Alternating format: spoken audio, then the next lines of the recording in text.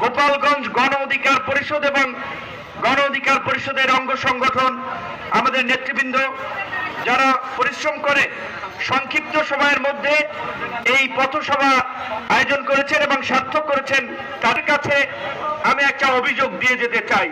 সেটি হচ্ছে, আমরা বাংলাদেশের অত্যন্ত একটা কর্তৃত্ববাদী শাসনের সময় ফাঁসিবাদের উত্তল দিনে লড়াই করেছি, রাজপথে মিছিল করেছি।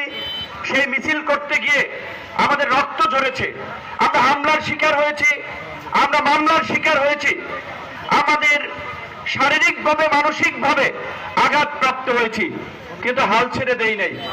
আমরা আমাদের ব্যক্তিগত স্বার্থ চরিতার্থ করার জন্য আমরা এই আন্দোলন সংগ্রাম করি নাই। আমরা গণতন্ত্র, ভোটের অধিকার, মানুষের মৌলিক অধিকার প্রতিষ্ঠার জন্য আমরা এখানে এসেছি।